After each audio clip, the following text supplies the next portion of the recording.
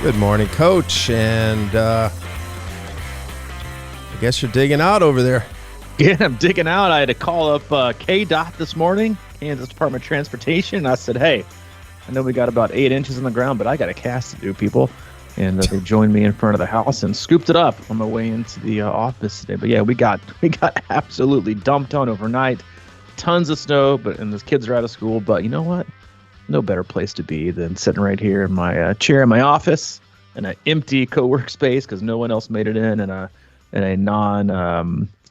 non-shoveled parking lot. But I'm here and I'm loving it. And it is January 9th, the year 2024. Welcome aboard, everybody. You listen to the Crushing Iron podcast, and this is episode 740. Yeah, you know, one of the reasons I did move back was I wanted to see a little snow, and then I was kind of watching the radar last night. Everybody south of here was going to get hammered, and I'm thinking, damn it, how do we sneak through that, man? And then I woke up today, and we had about 4, and it's going to go all day. So yeah, I'm excited. I haven't bought a snowblower yesterday. I got out ahead of it. How about that for planning? Look at you. Yeah, I mean, I told Allie last night, she's like, Hayden was like, hope we get like a foot. And I was like, dude, I'm not prepared for a foot. I don't own any of that shit yet. I don't own like the snow shovel and the snowblower. I mean, this is more snow than we've got all last year living here. I mean, it was definitely a lighter snow, warmer winter. It's not. We got negative temp on negative temp coming up, which I was kind of laughing as I was reading through Training Peaks this morning, even looking through my own weekly schedule. Everybody's crushing it first week of January. Big plans, big goals, big races, new year, new me. And then so many states have gotten just dumped on. Now you got pools closed. It is not ideal, if even advised, to even attempt to run outside. And if it's even like possible where a lot of people live. And so people have immediately gone to like, not necessarily panic mode, but now things are off. Now what do I do? Now I got to be stuck in the treadmill, but I only treadmill the gym. The gym's closed, the pool's closed, or things are different. I got to move things around.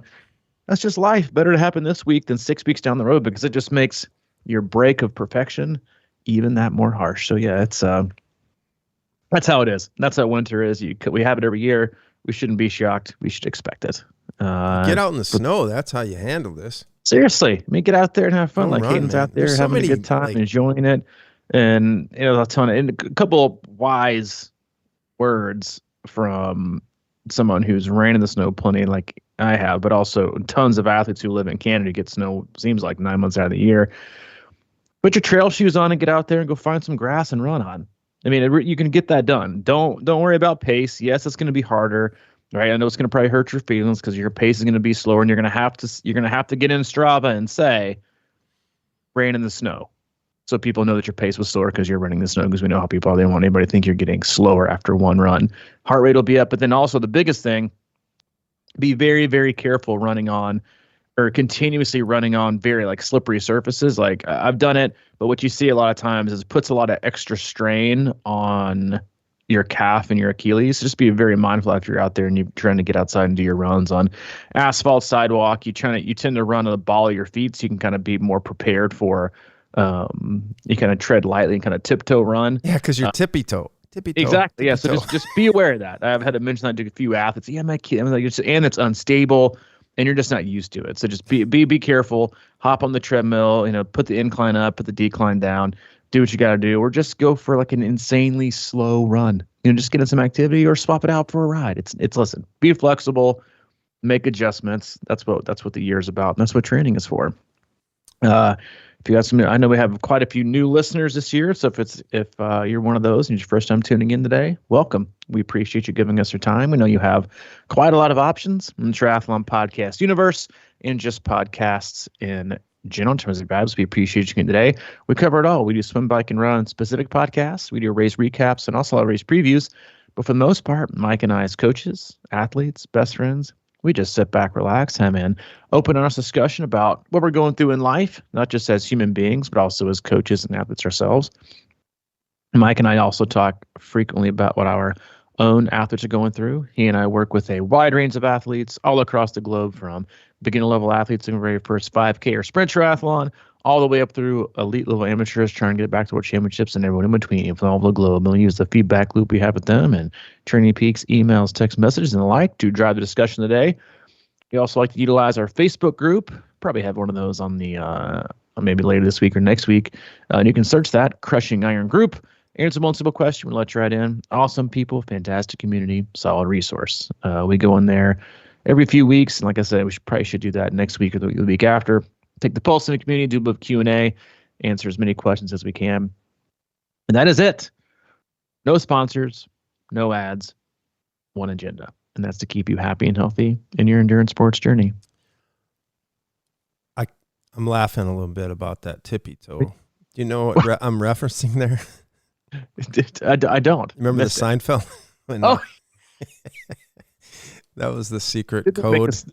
Didn't they make a song too about it? I don't know about that, but they were trying to sneak George's girlfriend's answer machine tape out, and Jerry was out, and that was the warning sign. Tippy toe, tippy toe. She was coming back in the room. Anyway, that was funny. But yeah, we'll do a Q&A next week. We got a lot of new listeners, huh? Got a lot of new, lot of new listeners. A lot of extra people joining, or new people, not extra people joining the Facebook group. So yeah, new year. You're in for a good ride.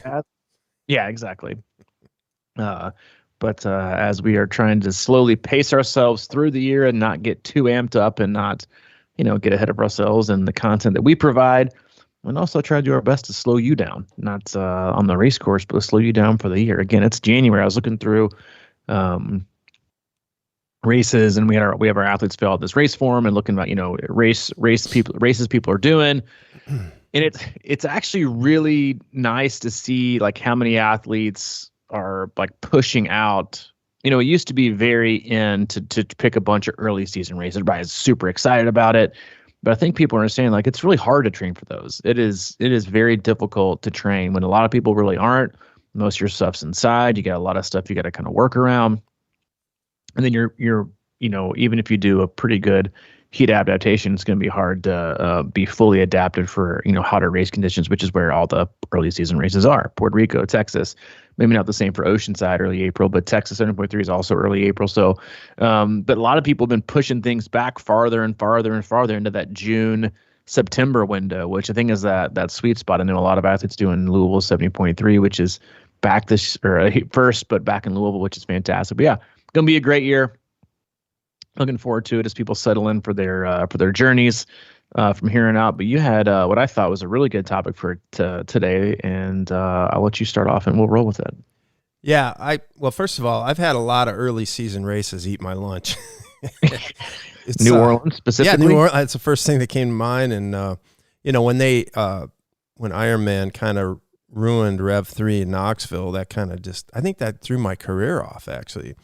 Because I used to do the Olympic early in May, and now my option is a half, and I was just never ready for that, or very rarely. And it is hard. It's hard for me to get ready for that. I like to do the progression. I used to love the Olympic half full. That was how I used to do it, and then it went to half, and then a big gap, and then a full, and it's just been all just the full. Yeah, it's been tricky. So yeah, but anyway, I was thinking about, I've been reflecting a lot lately. You've been doing a lot of thinking. I know, it's unbelievable. But, just trying to be really, really cognizant of the moment and what I control and stuff like that. So I was talking to you about this, and it really is a big thing, I think. And this, we kind of float over it sometimes in the podcast, but the idea of, everybody listening to this and everybody pretty much that's around our circle they've actually chosen to start doing triathlon. And why would you choose to do something that it gives you pain, or it is a struggle, or you turn into a struggle mentally? Because I just really want to get into this a little bit about how training can suck sometimes. It often does, but it's our choice, and we should make the most of it. And like I was telling you, I was reading more of obstacles away. I'm spending time in there outlining chapters and taking notes and stuff. And one of the chapters I just got through was this idea of basically, you know, how will, you know, bad things happen to good people or whatever. And the idea of not only accepting bad things, but being cheerful about them because there's opportunity in there. And and it's just so like serendipitous because yesterday I was watching, and I know everybody's not a Goggins fan, but I was listening to his new interview with him, and he was talking, and him and that Huberman guy, you know, Andrew Huberman, right? The science. Yeah. So they were talking, Huberman pointed out this thing that he has discovered in the brain, and I forgot the name of it. It's another like gland or something like that, but it reacts specifically. It grows in a good way, and he was describing it sort of as it builds your will or your actual enjoyment in life and longevity. And the only way you can build it is by doing things that you don't want to do. And I just and Goggins was just smiling because he goes, yeah, man, I don't know about all that, but that's what I do. That's how I built my whole life, is like you go through these things, and it just really kind of connected with me because there's rarely a day when I can, you know, get up and be like excited about going running or doing a lot of this stuff. But it's a weird thing because I rarely quote unquote want to do it in the beginning, but I'm always glad I did.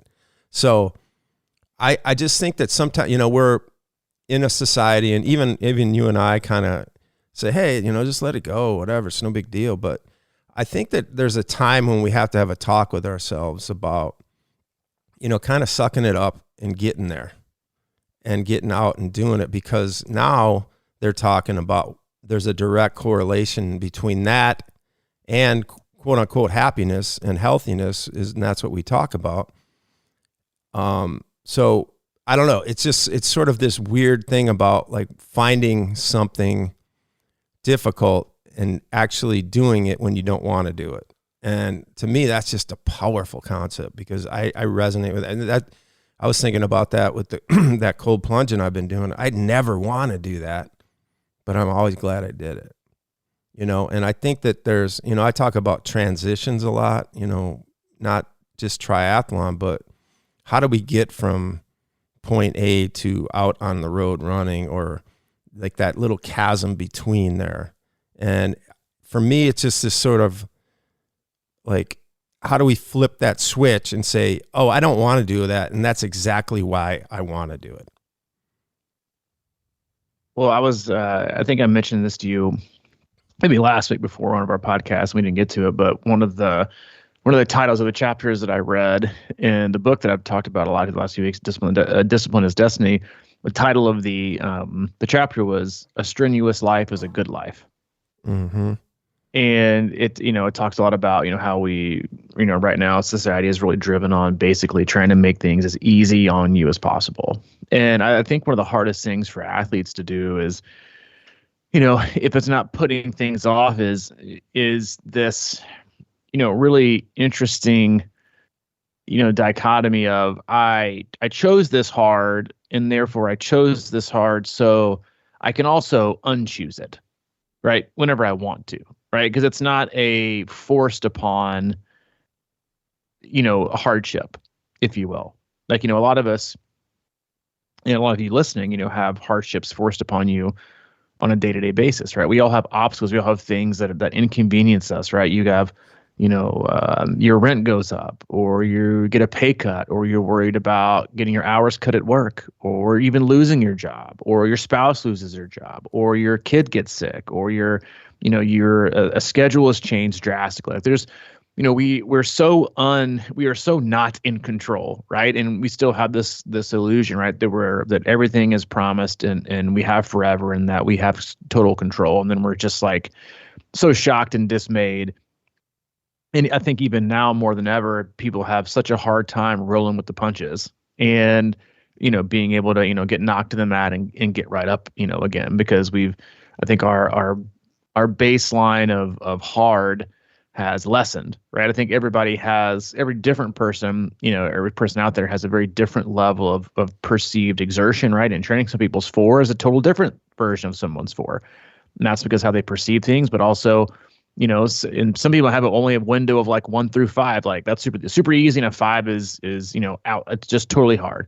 And some people have a very, very, very high pain threshold physically, right? But then they also have a very, I think, disconnected and maybe even unhealthy definition of what pain is supposed to feel like. Like, unless it's back breaking, leg numbing, pain, their heart rate's 210, like it's not real pain, and that's just comes from a lot of, probably, again, like unhealthy relationships and definition of what pain or discomfort is supposed to be like. And then some people who, like stump their toe and it's like the end of the world.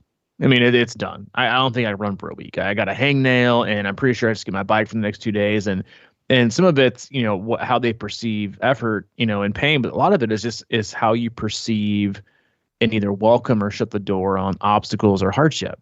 And a lot of this is I think that's what when we were in Chattanooga and we went through, the pandemic, and a lot of people had things forced upon them, right? They were either anxious on their own and they chose to stay inside, and they chose that type of action. Then other people felt forced.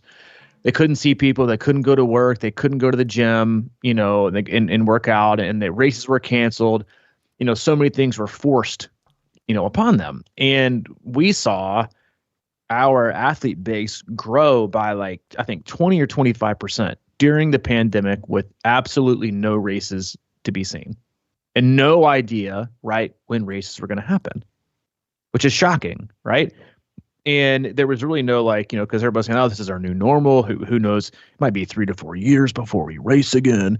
How prisoner of the moment and so far right and so far left people swing the pendulum. But what we found is when we kind of went back and looked through things and having conversations with these people and why they were, not just joining, right, to be a part of C26 and get training and get better and get fitter and be happier and healthier, but also people that stayed. It was, they wanted some control.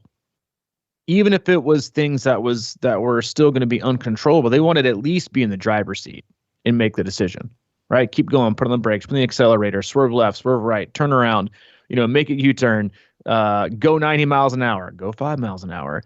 It still gave you something, right? And I think there's a lot to be said, right, in how athletes approach, training with like you said, I chose this race. I signed up. I've told everybody under the living sun that I'm doing it. It is every Facebook post and social media post that I have with a hashtag. It's my, if they had bib numbers up, it'd be my bib number, even if it was like, in October. You chose it. So remember that when things get slightly in the way, that you chose this. I'm not going to call it an obstacle because you chose it, like you said it there, but it is, right? It is something extra. It is something hard. It's something you have to work on. It's something you have to get over to be good at.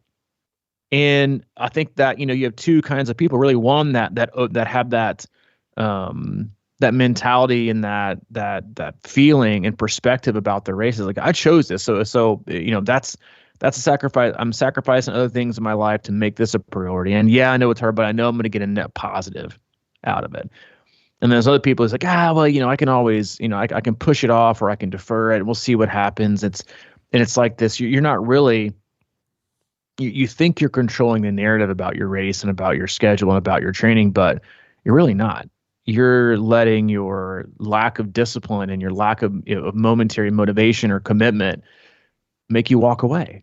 And so you're really not welcoming things that are hard. You're not welcoming. And that's, again, like we always talk about this, that, your easiest training day you're ever going to have for a race is the day you sign up and hit register and drop $900 for a full, or $400 for a 70.3, or a sprint, or an Olympic, or a marathon.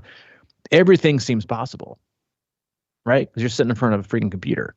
You did it. You did it with your friends. You all got FOMO. You signed up with no thought, right? Most people with no thought or real introspective, like, search of, am I really ready for this? Am I really going to understand what that is? And then to do what it takes to get up to race day, it's a lot to ask of yourself. But on the flip side, is it better to ask nothing? Right. And I think that's the point you're trying to make is we chose this. right? You chose to sign up for a race. You chose to make it a priority. You chose to have these goals. Because the other choice is to do nothing. The other choice is to be, another person that you might know, or people that you see who walk around with this malaise, like they're just like a robot in misery, to do nothing. Do nothing with their life. No hobbies, not making the extra effort, not taking care of their bodies, not taking care of their health, complain about being sick all the time, complain about having to go to the doctor, complain about not having any energy. And they're totally sedentary and don't do anything for themselves. They don't talk to people. They don't go see people. And they're not out in their community doing things. That's their choice. And again, they find that difficult, right? That's their hardship that they've chosen, right? And that's why I think it's such a huge disconnect when you talk to people that they can't wrap their brain around what you're doing and what you're training for. And it's not because they can't do it, because we've all been there. We've all not done one. Right? We've all not done a triathlon. You weren't born, right? You didn't do one in the womb. So we've all been in a place in our lives where never done a full, never done a half, never done a sprint, never ran a mile. So we've all been there. But the disconnect in the crazed look people can give you isn't really so much about the physical demands and the commitment. It's what you see is the surprise and shock on their face, because they can't wrap their brain around getting to a level in their life where they're going to be that motivated, they're going to be that dedicated, either because it's by fear, or it's because they just don't have any confidence, or more than likely, we all know the answer is you're just not ready. Right? Something needs to happen in your life. You need to be ready to get your shit together. And so when you choose these things, remember that, and don't take the easy way out, because the easy way out, again, might seem easy, right? Like popping a pill or taking a drink or going and doing something. That might feel good momentarily, but then the regret sits in when the best thing you could have done is just get your butt up off the couch, put your shoes on, hop on the bike, go get in the pool, and things get better. Is that my longest rant ever? No, not even close, dude. Okay, all right. So I was actually surprised you stopped there. I was giving you a couple more minutes. Oh, okay. I felt like I was watching the snow fall, and these people are shoveling snow, putting it in the back of their SUVs. I'm not sure what's going on, but yeah, so I got a little distracted, but yeah, I figured I'd keep it at 4. Makes sense. Well, you're right, man. People do look at us and think we're crazy. I think it's just because they don't understand it, or they can't, like you said, see themselves in the situation. I've talked to, a lot of my athletes about this. We talk about the Ironman run, and how painful that is, and how, I was kind of chuckling because when you do sign up for Ironman, you are fired up, like this is it, man. You just, click the button, and then the next thing you do, like I did back in the day, is sort of you put out a, Facebook 1-page sheet graphic thing that says it just got real. And then you don't even. It's got real, bro. Look at this. Look at my, scratched out, squiggled out QR code. Yeah, it just got real. And then, but you don't even, at that time, I don't even think you understand what real means, And but I always talk to my athletes about the Ironman run and how painful it's going to be, and how we always know it's going to be painful, but we forget, I think. And I always tell them, I'm like, the best thing, and I'm not always good at this, but the best thing you can do out there, I think, is kind of laugh at the absurdity of it sometimes. And that sort of takes your mind away from the actual pain of the moment, and it makes you kind of, laugh about yourself. And I think that's a good thing. But because if you can be sort of proud at being a kind of crazy person at that moment. That's sort of how I look at it. I've done that I remember certain times when I've gone out running and it just started pouring, and I was at the lab back at our old Nashville stomping ground, and it was just pouring, and there was thunder going on, and for whatever reason I didn't play it safe, but I just kept running around that track. And I remember kind of laughing a little bit maniacally about the whole thing, thinking, who's doing this? Nobody's doing this shit right now. I'm the only one doing it. But you can also translate that into, sometimes I'll get a 30-minute run comment. This sucked. I hated it. I was terrible today. But you can go there then Because 99% of the people in the world aren't even doing what you're doing. It's just all relative. You're going out and running completely against your will, and you feel like shit. Nothing's coming together. It's a short little run for you, maybe. But for most people, that seems insane. Most people just won't even run, period. So to me, it's about kind of flipping the switch there, and creating kind of a harmony between your brain and your body, and knowing that you're going through this, but it's not as bad as you think.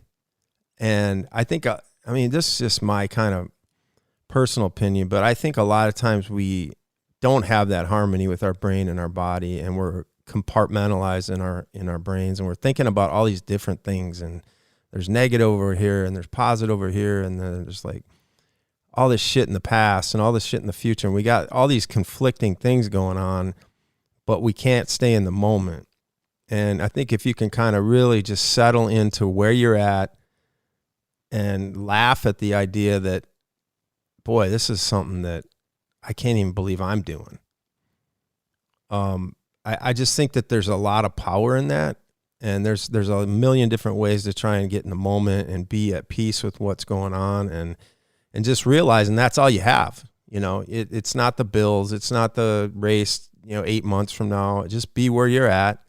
Go out and do it, even though you don't want to do it. And if you suck, just kind of laugh about it. But you gave it a shot. And I think that might loosen things up and help you get through certain workouts or whatever, or lean into them. Because it is all a process, and those little moments like that don't have to be the end of the world. It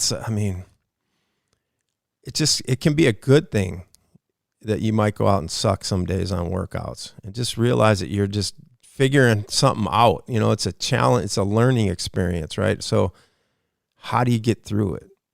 Just keep getting through it.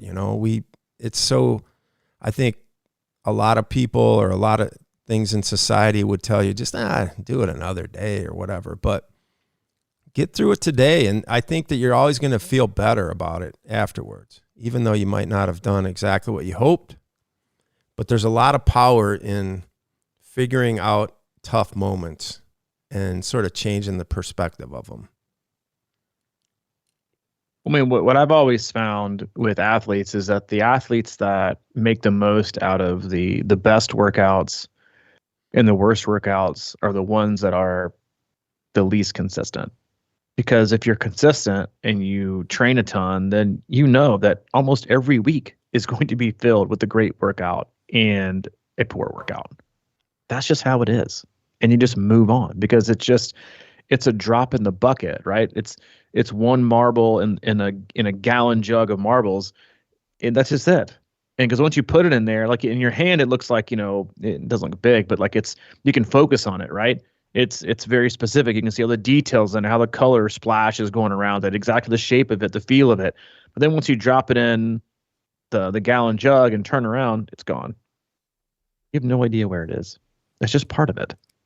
It's part of it. It's no longer a focal point or a focus. But when you've only got maybe 6 or 7 marbles in there, it seems a lot more important, and it sticks out a lot more because you haven't done enough, right? And I was going to joke with athletes. Even I'll have a lot of athletes going to joke with themselves, like, "Oh, that run felt good." Yeah, probably because I haven't run in a week, right? Like, man, I felt fresh today, and I'm always like, get it, I get it, been there. Just remember, be really mindful the next 2 to 3 days, because the consistency is going to catch up with you, right? Not in a bad way, but you're going to start to feel like you regularly feel, right? That's why that's why I always hate it when athletes try to take like 2 or 3 days totally off before they do any kind of like testing, 5K test, run test, FTP test, whatever you want to call it. Like, why take all that time off to do a test? Because now you're going to get super fresh, overly fresh numbers to now dictate your training that you're hopefully going to be carrying at least some level of underlying constant fatigue, right? Whether it's low level or high level, right? So you're kind of, you're testing a person who's no longer going to exist. right? The next day, the next week, because be consistent. Then you find it that much harder to hit numbers, not because you're getting less fit, because you chose to, really focus on this one test and then know that now if I'm consistent, right? And then what happens usually is people, you kind of create your own monster, right? You do these tests with tons of rest before it, and then you see that you can't hit your numbers when you are super fatigued, right? So what do? Take some extra days off. Well, it's not the days off the problem. It's your zones are too high, right? You shouldn't have done your tests like that. So you take less days. You take more days off to feel better because you're overdoing it, when really all you need to do was dial it down a little bit more, because I'd probably say 80% of people's FTP is way overinflated, and then they dig themselves a hole, and then they wonder why they can't get better, they can't get fast, and they have to take time off because they're driving themselves into the ground. And so, yeah, it really is interesting, like to see, once you're consistent. That's why, I'm always also like a huge fan of kind of creating these, not hardships, but if it's a low level C race, D race, whatever you want to call it, especially for like run races, I don't even like short sprints, Olympics. If your goal is like a half or a full, for newer athletes, like, hey, you got a 3-hour ride or 4-hour ride the day before this race, and I'm like, yeah, so like, one, you're in shape for it. Two, we're training for something bigger, so it's part of it. But when you layer in like extra, and again, not a hardship, not an obstacle, but extra, fatigue in there, it kind of presents a extra layer of difficulty. I'm going to push extra hard tomorrow. And it doesn't relieve the expectation, right? It doesn't lower expectation. That's very hard for triathletes to do, is lower an expectation. But it also kind of allows them to just kind of unlock a different gear. And when they race, a lot of times you're like, dude, I can't believe I PR'd this half marathon at the end of a heavy load week, or I just nailed the sprint on the end of a heavy load. I didn't even taper for. I'm like, exactly. Like, if you look at it, you do this shit on a regular basis anyway. Why does it even matter? Right. So that's a difference in consistency, right? And someone who's sporadic, right? 2 or 3 days here, 4 or 5 days here, 1 day here, 6 days off, whole week off, 10 weeks, 10 days of slamming it out and stacking workouts, 4 days off. And like I told somebody specifically in Training Peaks this morning, I said, doing 80% of your workouts week in and week out for the rest of the year is so much better than the athlete who does 100% of their workouts for a few weeks, only to do 0% for a week or two. Just be consistent with it. And again, I think the hardest part about being consistent is that in order to be consistent, you have to find it within yourself and have those conversations about, I chose this route. This is the GPS didn't send me down this route. Waze didn't send me down this route. I'm not just doing this, for someone else, doing this for me. So I chose this goal, and therefore I have to work for it. And I might not want to get on my bike today. I might not want to go to the pool. It's cold outside. I might not want to take the extra effort to meal prep or to prep things out the night before and make my bottles. But damn it, I chose this. So every time you make a decision to walk it back, or to not prepare, or to take the easy way out, door number 2, I think you're showing yourself, or you're subconsciously saying, did I really mean it when I signed up? Did I really commit? Am I really committed to the work, or was it just fun to think about signing up and thinking about what it might be like? Because the only things that really matter come between the day you sign up and the day you race. That's it.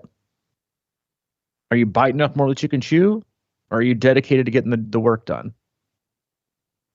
The day you sign up and the day you race, the only things that matter are everything else in between. But the crazy part about it, right, is those 2 bookend dates are the ones that give you the most excitement, right? The adrenaline rush, like you said, things got real. When you then you got to put like the ... at the end. Things just got real ... And you're like, but did they? All you did was sign up. Anyone on the planet, this might sound harsh, but legit, anyone on the planet can sign up for a race. Anyone. Yeah. Shit gets real when it's 5 o'clock in the morning and no one else is awake and you sneak out of your bedroom, you go make a quick cup of coffee, and you get your ass on the bike. That's when things get real. When it's 7:00 at night and you slept in, and the last thing you want to do is make an effort to go to the pool and not get home, but you make your way to the pool. Things get real when you get up at early in the morning or late at night and it's misting rain and you really don't want to go out because you're not sure how it's going to go, but you get out the door anyway. That's when shit gets real.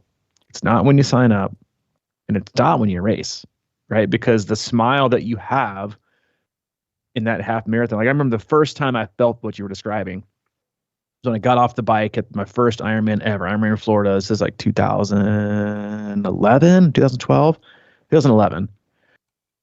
So a hot minute ago. And I got off the bike and I'm sitting there, and now I got a whole marathon. I was so unprepared. It wasn't even funny. And I wouldn't say unprepared, but it definitely wasn't enough prepared, I don't think. And I looked over to this guy, and we just started laughing.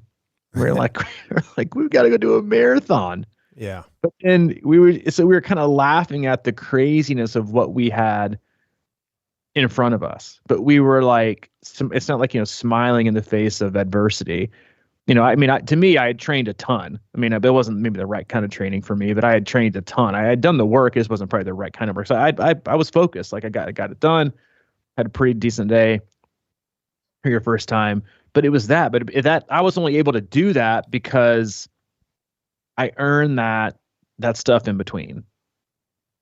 And that's the kind of stuff that you give. Like I was talking before we went live today about, run camp, and we do these hard runs on trails and inclines. It's just like, it's absurdity, right? For most people, like, how does that look like in you fun? And you can't help but like, if you don't have the words, right, to say, right, it's usually that. It's my favorite thing. It's on race courses too, like the back half of the marathon or the last 10K of a 7.3 or a half marathon or full marathon. It's that like real quick smile with a shake of the head, right? You just kind of like halfway smile and you just kind of shake your head like you're saying no, and you're like this shit right here. Like why do we even do this? But then you think about if you removed it all, how miserable you'd be in life. Yeah. And I just think it's a really, like, again, like you said, it's a great reminder to have, I think, all year round, right? Is how important we chose to make this, and then the positives and the benefits we get from honoring that choice and, being real when it matters, not when we go out, we punch, register and fork over 800. Yeah. I know that I think most people, I shouldn't say most, but certainly when you sign up for your first Ironman, I think at the core of that activity is that we're looking for some kind of change in ourselves. And, while mentally that kind of spurs off some excitement and it's like, I'm going to go change. And then, but like that stuff you're talking about, shit just got real when you're laying in bed and you don't want to get up and you got to go get on the bike. That's how you make change, right?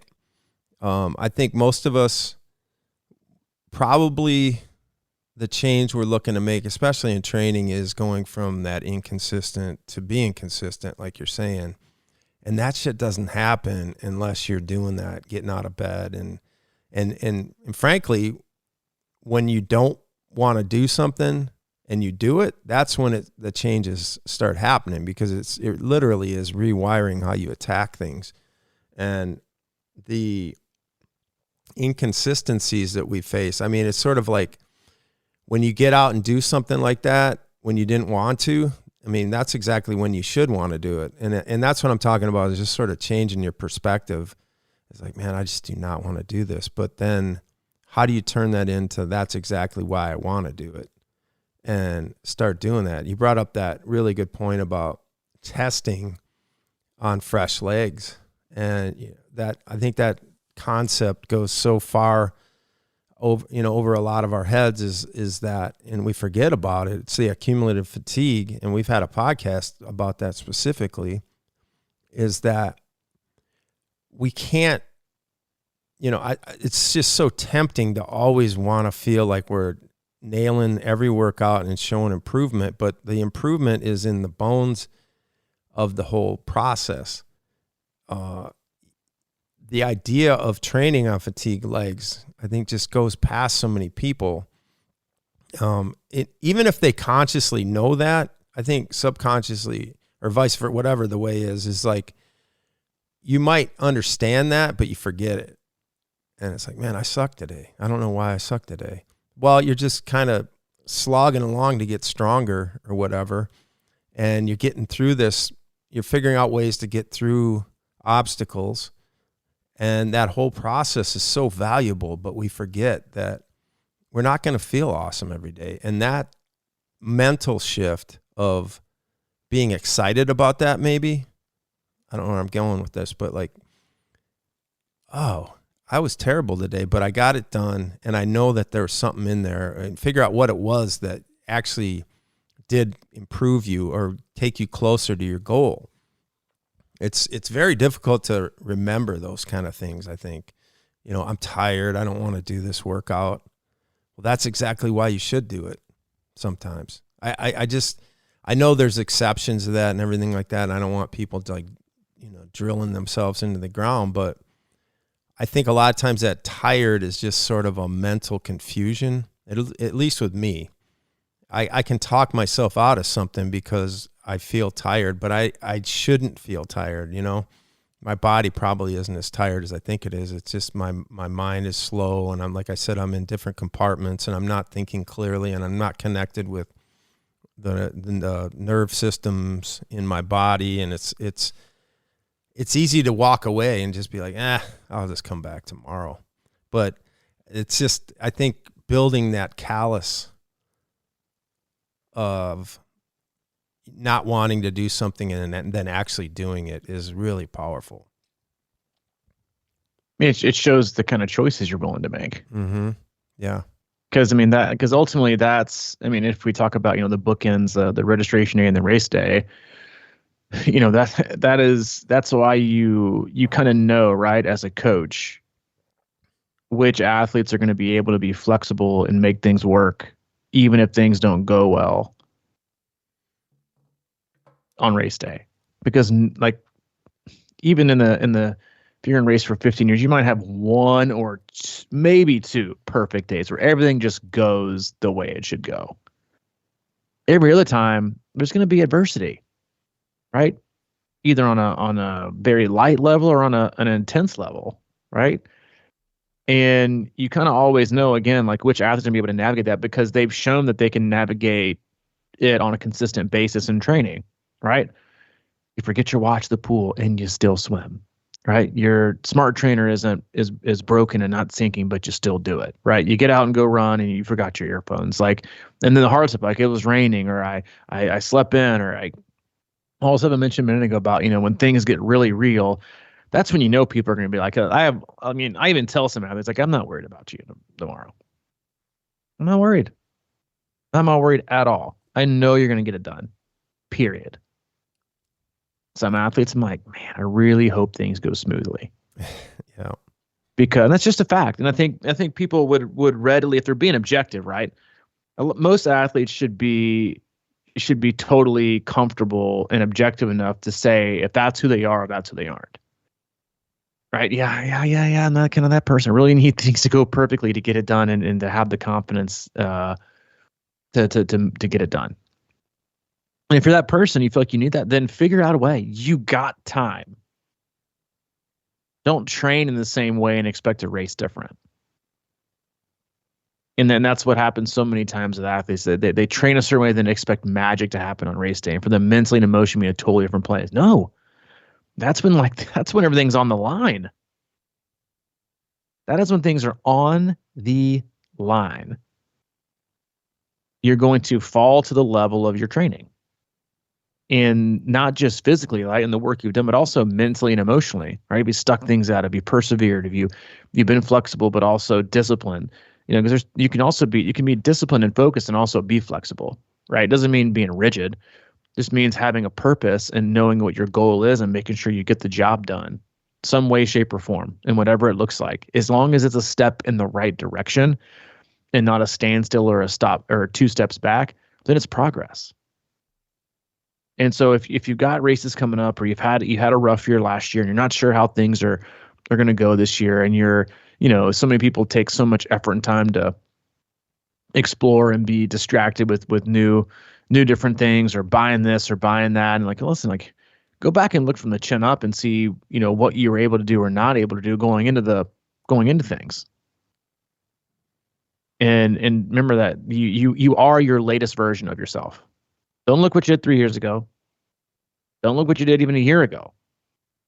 Who you've been the last 90 days. That's really kind of the on a fitness, fatigue, mental and emotional level, that's more than likely what you're going to fall to each and every day. Right? Kind of like I always joke about when I'll have an athlete form questionnaire, I'm like, yeah, I'm a runner. I'm like, are you? Like, yeah. I ran back in high school, track, 400 meters. I'm like, well, here on your form, it says you haven't ran longer than a mile in 2 years. Yeah. But I trust me, I'm a runner. And you're like, I'm not sure about that anymore, right? You have ran, but you might be in there somewhere, but we still got to unlock it like you're a beginner. And I think that's just and I think that's just human nature. Right? We always kind of give ourselves probably a little bit one thing or that. We always give ourselves too much credit or not enough credit, And I just think that's, when you look at your 90-day rolling average of who you are and what you've done and what you've overcome or what you've chose to do, what you chose not to do, that's more than likely who's going to show up today. And that's why so many athletes, I think, struggle as they come to these big, long races that are demanding and hard and challenging. Is, they may have crushed it January through February, March, and April, and then they get burnt out and they're like, yeah, I got it. And I take more days off and don't take things seriously and get a little bit soft. And then they wonder why they show up on race. They're like, yeah, but I put so much work in January. Yeah, but you've been on the decline since. And there's a lot to take in when you talk about being focused physically, mentally, staying physically, mentally, and emotionally sharp. And so, if you're looking forward to the year and how to position yourself in the best cases, that's what you do. How can I position myself in the best case, 90-day out, that rolling average, that rolling window? Who am I going to be physically, emotionally? Am I going to be sharp? And am I going to be peaking? Am I going to be ready? Or am I going to be soft? Am I going to be burnt out? Am I going to be stale? And then how can you put yourself in the best position for the best race possible? Yeah, and quickly back to my word of the year, learn. What are you going to learn today, from what you went through? I'm not going to lie, after Wisconsin, I had that 45-minute mechanical on the bike, and that hurt me for a long time, but, getting through that had to be something. And now I know what I have in me, and I know I can dig deep. And now it's sort of like, in a way, I'm trying to figure out how to be happy that happened, because now I realize if, that's, quote unquote, not the worst case scenario, but it's, for a race that I thought I was going to do well at, and I trained up pretty good. That was a pretty bad scenario as far as the timing of that goes, but I know that I have what it takes to get it done, so if things go smoothly, that's why I say I just look for the advantages in the tough days. There's something there, and just like what you're saying, it's like, can you get through that adversity? That's part of training. That's part of training the mind, and that's part of changing the core of who we are. And you see it all the time, athletes out in these big games that can kind of just be inspired by the moment because they've practiced harder than the game or whatever, and they've gone through tougher times beforehand. You're winning if you're having a tough day. Just try to, I guess, change the perspective on things like that, and not always expect to be driving the the big watts or your fastest pace or whatever the case may be. It's those days when you're not there and you got to figure out a way to get through it. That's a good lesson. I like it. Good. I like it. And we hope you liked it. And you're getting a lot of snow. More time to listen to podcasts. More time to hop on the trainer. More time to run in the snow. Yeah, go outside and play dodgeball with the snow. Challenge. Yeah, challenge yourself outside and have fun doing it. Put on a pack and go for a hike. I'm stoked, man. That snowblower, brand new. I'm ready to go. Gone there. Yep, you have gone. I'm going to turn right into the wind, so I just soak myself. It's just like, deal with it, man. Oh, man. That'll wake you up. So true. So true. It'll wake you up for sure. And we hope this podcast was a good little wake up, a nice little caffeine hit for you. As always, we love you. We appreciate you. Go to our website, c26triathlon.com, and there's a one-stop shop for all things coaching, camps, and community.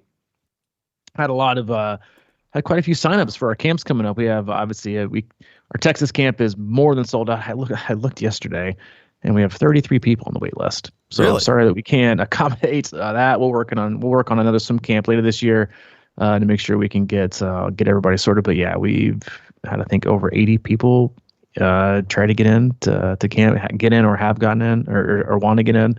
So that one's definitely sold out. We got our June tri camp, which is really, in my opinion, best bang for your buck. It is our longest standing, most popular camp, and you get almost as many swim sessions as you do at swim camp. You got 2 pool sessions, open water session, and then some of the best riding and running you'll ever find.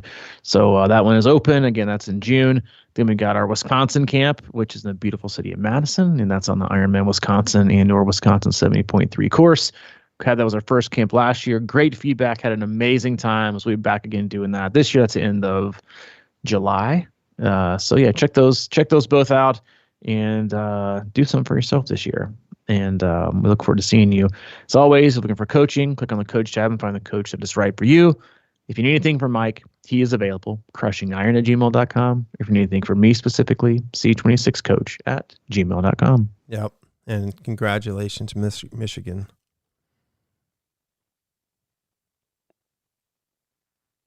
I mean, I just had to see how you reacted to that. Yeah, I mean that's kind of one of your, that's where the opinions and views are not reflective of the whole C26 podcast. Because on the other half, but the Big Ten is back. Yeah, right. I bet it is. Quickly, yeah. You think Harbaugh's back at Michigan, or you think he's in the NFL? I never understand why they would want to go to the NFL, but me either. I mean he's got it made in the shade. Who's got it better than him, right? See, no shit. He is a god at Michigan. Yeah. I don't know why you'd ever want to make the jump to the NFL. My prediction is he leaves because he knows they're going to be on probation in the next 2 years. That might be right. Yeah, I mean he's already won a Super Bowl, right? No, he lost to his brother. Right? Oh, he did? Oh, okay.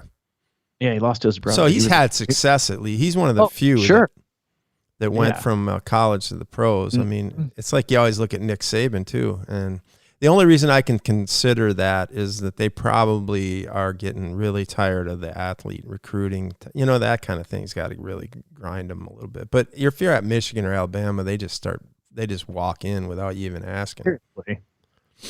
Blank check. Sign me up. Yeah, it's definitely a lot easier there. But yeah, it's definitely a different time. But you got a 16-game playoff next year, so who knows?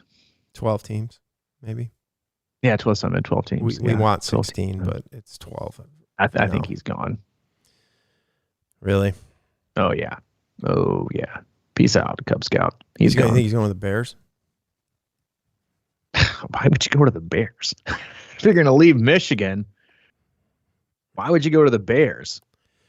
Well, I mean, because they are hungry. I can see him in San Diego with the Chargers. I'd take that job. San Diego, couple mil. Franchise quarterback. A few more mil than that. Low expectations. He's probably making $8 million now, isn't he? Dude, he's making he's probably making just over what they're paying the players right now. Oh yeah, exactly. Not that I saw his pitch for like revenue sharing for the players. Great recruiting talk right there too. Mm. I'm not gonna lie. As much as I disdain Michigan, their uniforms are on point. They got the best uniforms. Their uniforms are unreal. I mean, they're at last night's. That's my favorite uniform in college football. Yeah. Well, they've always had the best helmet, in my opinion. Easily best helmet. It's not even close. So this is how I go. I love Michigan's uniforms. I love Penn State's. I love Alabama. The all whites. Yeah, I like the classic, man. I mean, UT brings it pretty classic. UT brings it when we wear the all gray. Yeah, that's a new thing though. I like the old school. Like new things. Well, I mean, you think about I like Oregon's. Which one? Yeah, I like when they rock the gray helmet, like the matte gray. I'm a gray guy. Yeah. Notre Dame's uniforms are great too. Yeah. You got to give the gold helmet some props, man. That's pretty strong. Yeah. You don't like it, I don't think, but I just like their unis. Any black or all gray, I'm pretty much on board with. Yeah. I mean, Georgia keeps it pretty, classic. Yeah, they keep it classic. Texas, that's another great uniform. The all whites? Oh, yeah. With that helmet? Yeah, those are pretty slick. That's money. Those have good drip. Yeah, they do. Well, I mean, it's funny how like most of the great classic teams are always at the top too. So quit trying to change your uniform and just go play football. Oh, that's all about recruiting. Well, it is or it isn't. I mean, it is totally about recruiting. Recruiting splashy kids or tough nosed kids. I mean, some of them are both. Some of them get the job done. I'm just saying. I mean, they don't go to Alabama for the uniform. Maybe they do. No, they definitely don't. Although those look good, man. The helmet with the number on them, I like that. Yeah, I'll pass. I know you. We see him too much every year for me to like anything about him. Yeah. All right. We'll tune into our football talk for next week, and we'll maybe our spinoff show for the off season. That's it. Have a good week. We'll see you Thursday. All right, bud. See you.